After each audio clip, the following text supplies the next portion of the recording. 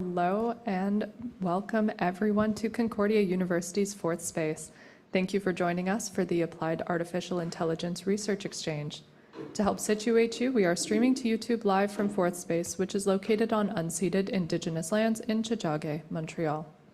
As caretakers for the lands and waters we are meeting on, we'd like to extend our gratitude to the Kanien'kehá:ka Nation, for their teachings about the earth and our relations. At Fourth Space, we work with our university community to mobilize and exchange knowledge by co-creating daily activities such as this one. And to tell you more about it, it is now my pleasure to pass the floor to Lindsay Rogers. Thanks so much for coming. This is our first research exchange. We decided to host this event in response to some of what we were hearing from you in our initial meeting. So we're excited to see how it goes. I'm just going to wait for the presentation to go up. Is that something that I can see? I know I was very adamant in saying no slides, but I'm going to use a few slides for this part. I just want to introduce the Institute, talk about what some of our strategic directions are and how we make decisions. And so yeah, I've never used one of these before. Okay, so we want to start by introducing our guiding principles because it shapes much of what we do. Thank you. Yeah, new to these too. So engaged leadership, distributed research, equity and justice, interdisciplinarity, and public interest are all sort of ways that we think about what we're doing. They're very present in the decisions we make, the projects we fund, the work that we're doing, including this. I'm not going to read them out, but they are available.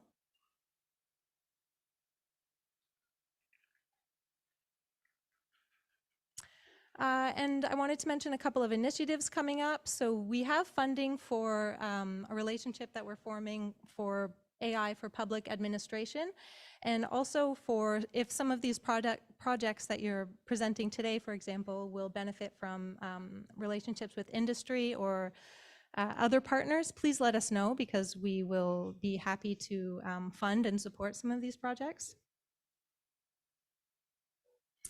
These are some partnerships that we're forming to do things like collaborate on ethical AI, sustainable AI, developing AI auditing and algorithmic impact assessments, and also some international partnerships with AI Sweden, for example. So if you're interested in international research projects, student exchanges, or relationships with industry and government, also please let us know. We also want to use this as an opportunity to launch our student fellowship program. So I know there are some students here today who may be interested in this. We're awarding 10 bursaries of $500 to student fellows, and the fellowship will last for 1 year. In order to apply, you need to have a professor who's affiliated with the Institute who will supervise or co-supervise your project, and a relationship to either a community organization, an industry partner, or a graduate student or postdoc in another department. So we're hoping these will be interdisciplinary and also proposals that align with our strategic directions.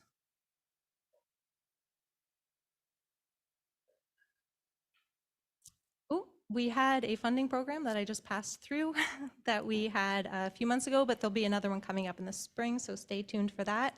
And if you have any questions or want to connect further, our two co-directors who are standing at the back, Tristan and Fenwick, are always happy to chat and make connections, and also Alex and Nick, who are here as well. Come and see any of us about any of the things that you have seen on this slides.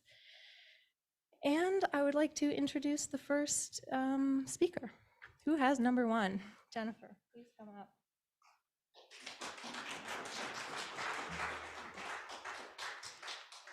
So thank you so much, Lindsay, and nice to see everyone here today. Thank you. I'm a little bit shorter.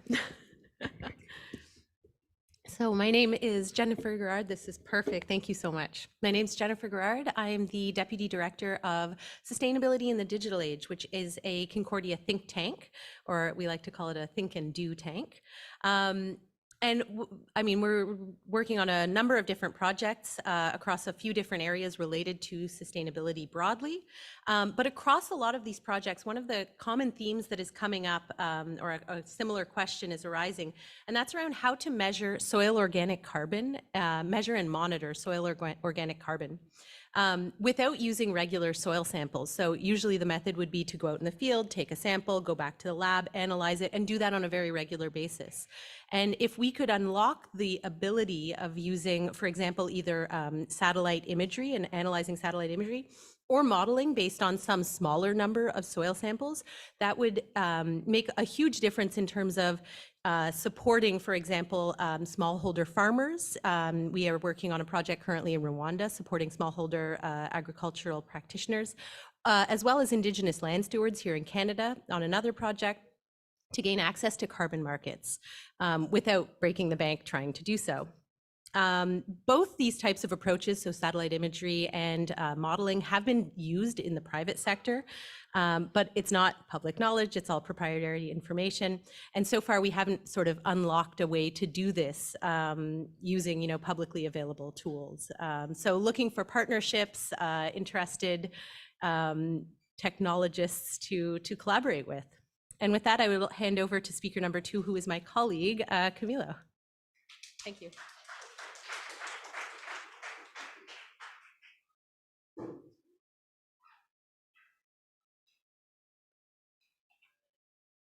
Hi, everyone. My name is Camilo. I'm also part of Sustainability in the Digital Age. So we know that land use emissions represent a major driver of climate change, and to track these changes, we need to have accurate estimates of plants above ground and below ground carbon. And along with that, we need also to know soil organic carbon. So today, some approaches, they have been able to integrate field measures with remote sensing through usually some machine learning algorithms to estimate carbon stocks or the current amount of carbon that plants store, or even this, and sometimes the soil, which is not as frequent as Jennifer was mentioning. So these estimates are also very common in forests. However, we know little about how to track flows. In other words, increases or reductions in these carbon stocks, which is very important to tackle the climate crisis, of course. And we don't know about these flows of carbon, and there are some ecosystems that are not so explored, for example, peatlands here in Canada. So basically what we would like to do is to have some collaboration that would allow us to see not only what are these carbon stocks, but also how to track these flows throughout Canada. And of course, probably not in the short term, midterm. Of course, we want to have this data to be openly available for those stewards of the land that are contributing to the mitigation of climate change, such as Indigenous peoples here in Canada. Thank you so much.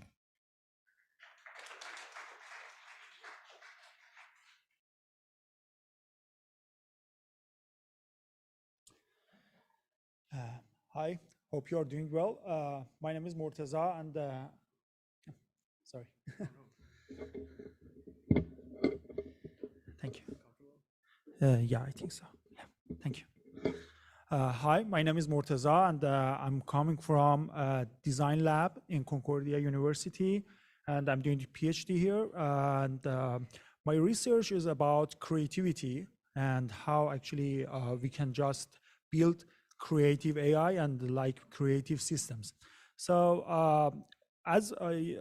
we just believe that design is a problem every day and in all tasks and all assignments or all responsibilities that we have. We always design things. We always design, let's say, our problems and the solutions. So actually now in our research, we are going to build like creativity, because in our solutions, we need creativity, and we should know actually how creativity is generated from our brain and how we can transfer creativity from our brain to a machine. So now in this research, we are going to do some neuroscientific studies by analyzing EEG signals from the brain, and then just analyze the EEG and then study the levels of creativity and the steps of creativity which happens in our brain, and then we are going to transfer these steps into a machine to transfer steps of creativity into a machine to have a creative AI. So thank you very much. So I have a lot of questions about my research, and this is about, challenging for me. I would appreciate if you have solutions or suggestions for me. Thank you.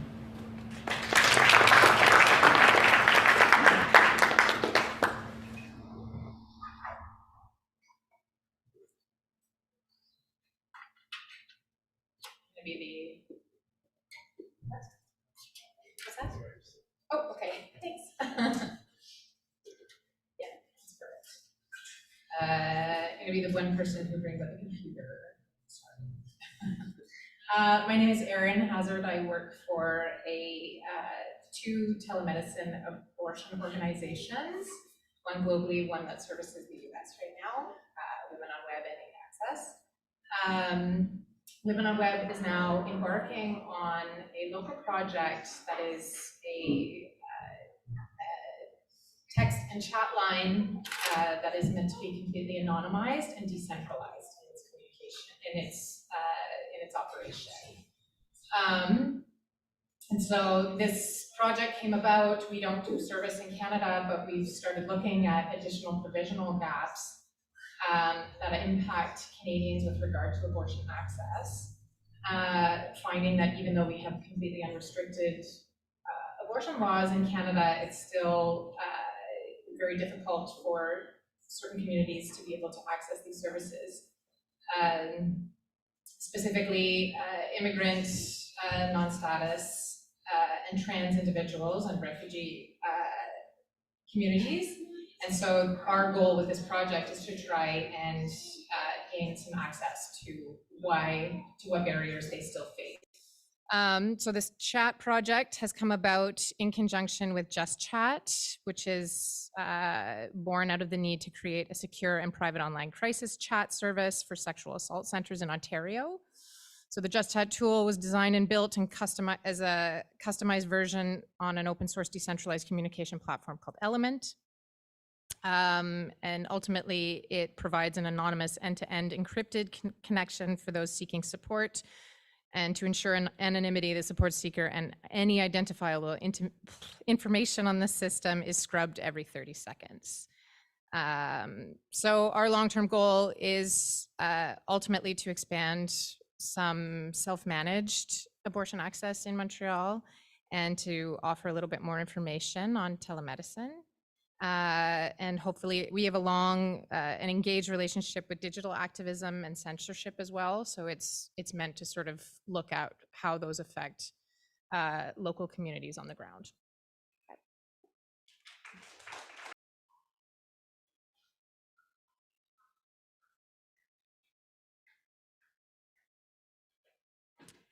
Hey, so I'm Adrian. I'm a postdoc at the Martins Lab at the Loyola campus. So as you may know, most of our energy and most of the building blocks for chemistry, they come out of petrol. And we want to move from an oil-based industry to a bio-based industry. And our lab focuses on turning yeast and microorganisms into cell factory, allowing consumption of substrate, biosubstrate, and turning them into valuable compounds. So currently, you can see those cell factories as a network, very complicated network of different biochemical pathways. They're all connected and interlinked, and you have about 3,000 of those biochemical reactions in one cell. So currently, we have the technology to activate, inhibit, or delete those different reactions, and we can do 10 at one time. But if you have 3,000 reactions, you can interfere with 10 at one time, and you have 3 types of regulation, means your design space is huge. You have 10 to the 40 different possibilities. So there's no way experimentally we can explore all that. So we try to, I'd like to see if it's possible with like 1 million experimental data to explore that whole space. That's what I'm interested in. If you have any clue on how to do that, I would be happy to be helped. That's it. Thank you.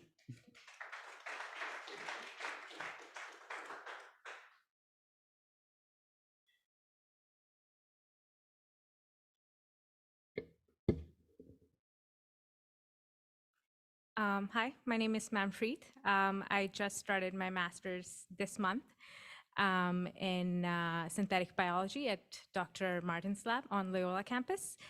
So my project focused on studying human opioid receptor. Since we know what receptors does and binds to something and then leads to other chemical reactions inside the cell, but we don't know what each part of the receptor does. So this receptor, we've taken the core of the receptor and it's 400 residues, so 400 letters.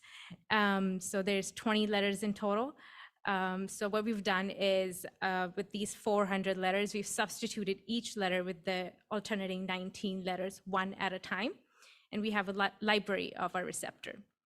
What we're gonna do is we're gonna test how each of these mutants, these substituted library, behaves at different concentrations of different chemical compounds, like opioids.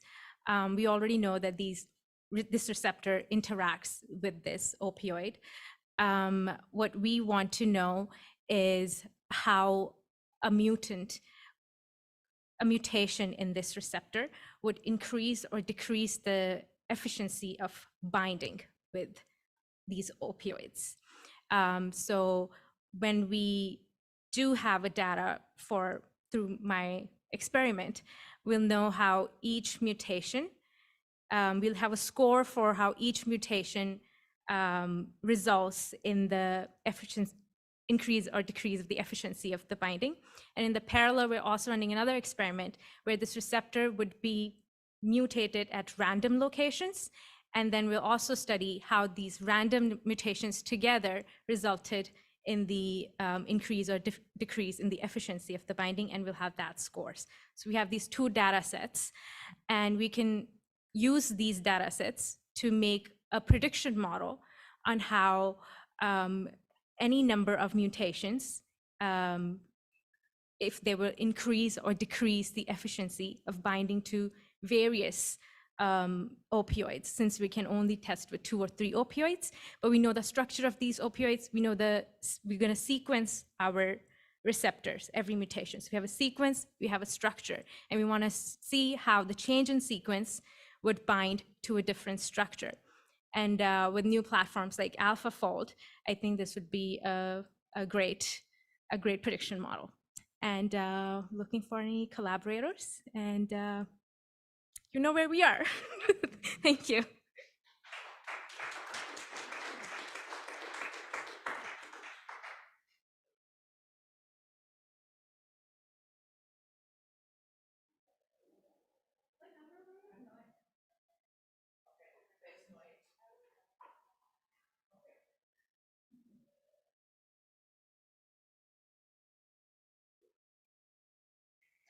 Hello, everyone. Is Mike the right height? Tall girl? Yeah, alrighty.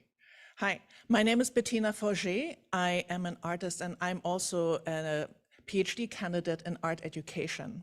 So my engagement with AI are those wonderful text-to-image engines such as Midjourney, Stable Diffusion, the Forum, which I have started to use and fold into my creative practice. My PhD research, however, focuses on how the integration of art into a science curriculum may encourage more women and girls, specifically girls, into the STEM field, where they start to self-select out of the STEM field when they hit their teenage years because they bump against self-efficacy, concepts around mathematics and also computers and coding. And so I'm basically doing what's called STEAM education, what I prefer to call transdisciplinary education.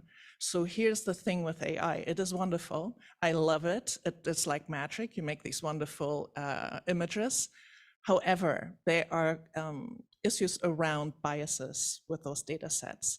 And if you have spent more than 5 minutes on Midjourney, you'll notice that most of the users are male and that a lot of the feed is sexualized images of women.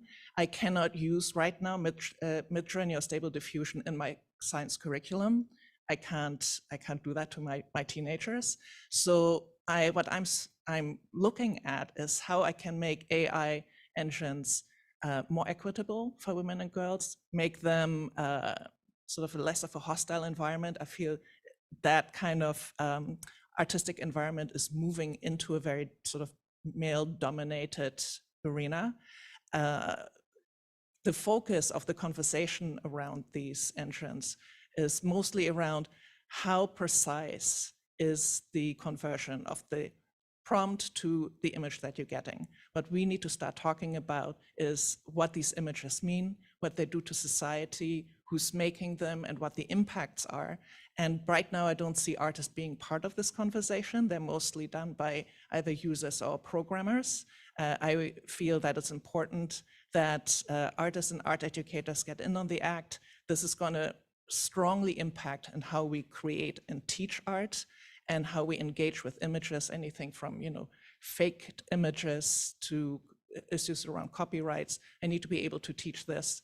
Right now, I'm just looking at this like cascade of code, and I'm going to get my head around it and for myself, for my own artistic practice, and for my students. So this is why I'm here, not a programmer, more of a user. I think I should talk to Marteza a little later because we're both looking at AI and creativity. So I'm looking forward to meeting all of you and having some creative conversations. Thanks.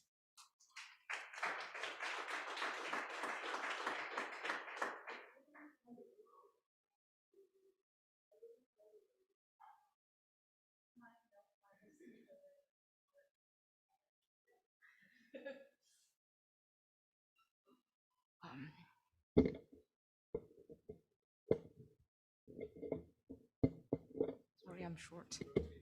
Okay. All right, perfect. Hello, everyone. My name is Maggie Chen. I am an assistant professor from JMSB, the business school where the money is. So I'm here just to talk about one of my main research stream recently is about applying basically complex AI tools to study basically some of the HR recruitment or whatever, like the human management problems. And then there are companies that reach out to me who wanted to do, for example, projects like using natural language processing to process people's resumes or CVs, and then to ensure that there is fairness in the selection process. And that I cannot do. So if you guys have, any of you are experts in NL and natural language processing, or if you know anything about, for example, graphics producing, I also have another project using mutation of the same face to investigate intersectionality among different people. So anyway, I have a couple of projects going on, so you can definitely reach out to me. And then secondly, actually my passion in research, AI ethics in human management is really to understand the philosophy behind how these things should work, how the system should work. For example, I'm interested in looking at, I'm not sure if you guys are familiar with, for example, hidden affordances or false affordances of certain functions that AI can provide us that the programmers themselves may not really fully understand what they're doing, but it actually has ethical implication on making decisions for humans. And I'm very interested in exploring that particular stream of research a little bit further. So if you guys have anything that you want to talk to me about, I'd like to pick your brains. All right, thank you very much.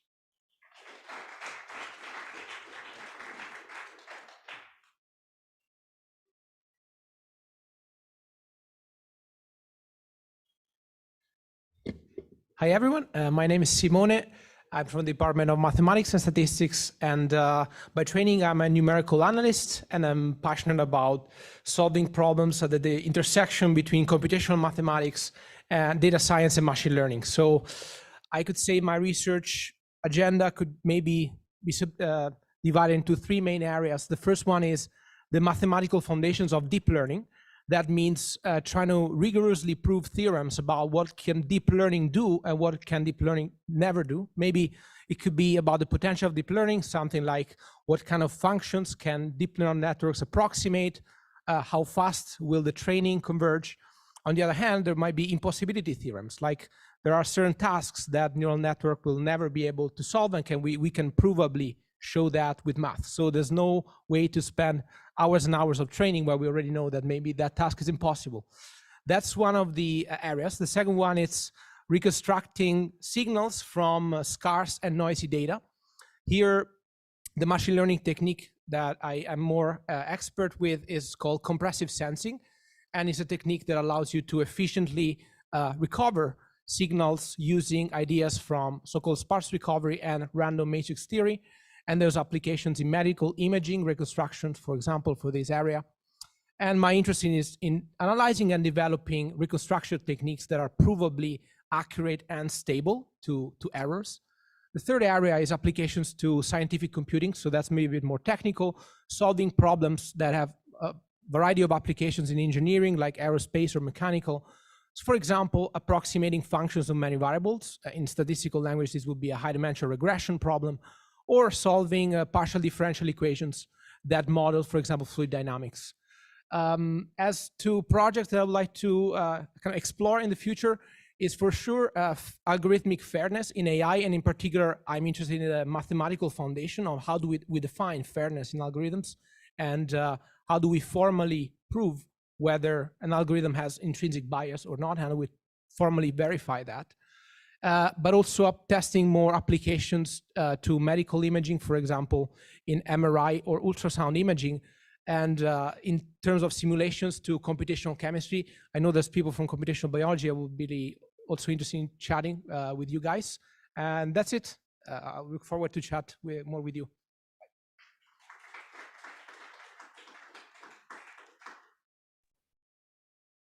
We have a couple of presenters on Zoom. Okay, can you hear me okay?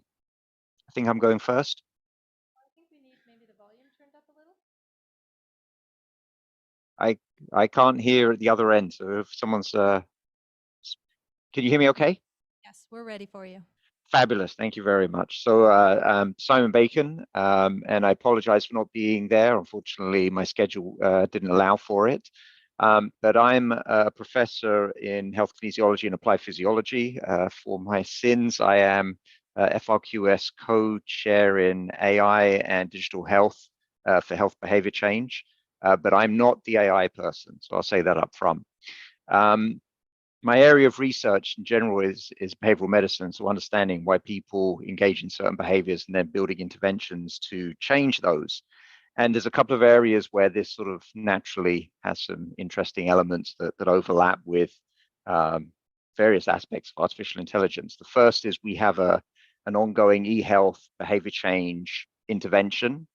And so part of what I do currently with my collaborator at TTS is doing some expression recognition stuff, but moving beyond that, we also have some needs in terms of some of the assessments we have built into the platform, things around natural language processing and sort of natural language processing in real time almost, as well as stuff around the intervention and the personalization of the intervention, where certain aspects of it, potentially around reinforcement learning, might be really interesting. We also, outside of that, within our group, have large amounts of epidemiological data. So we have cohorts where we have tens of thousands to hundreds of thousands of data points, and obviously that really lends itself to a lot of potential for statistical learning and various deep learning models. So not something very specific, but lots of opportunity here. Thank you.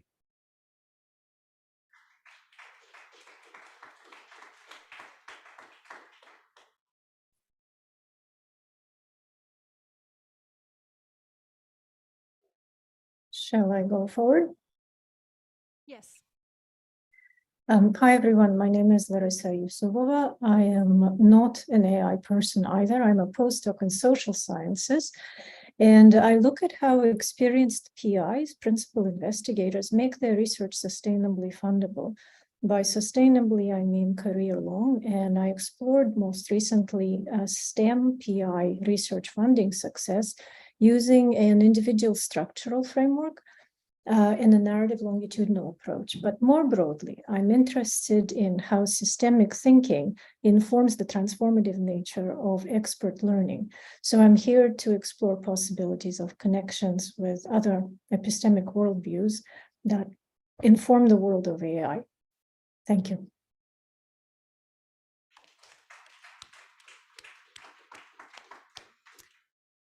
Okay, thanks so much to everyone who presented. Now we just have some unstructured networking time. There's a laptop back there in case you wanted to connect with anyone on Zoom. And there is a lot of food left over. So please help yourself to some food and find people you're interested in talking to.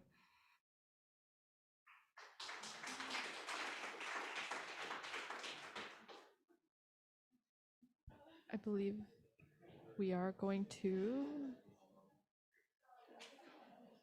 Hi, everyone on the Zoom. We are going to go ahead and stop the live stream, but we welcome you to turn on your cameras, hang out for a bit, chat amongst each other. And if anyone in the space wants to talk to anyone on Zoom, we implore you to go up to the microphone and just kind of start chatting. And if you have any questions, please don't hesitate to ask. You're more than welcome to stay here until around 6 o'clock. Thank you.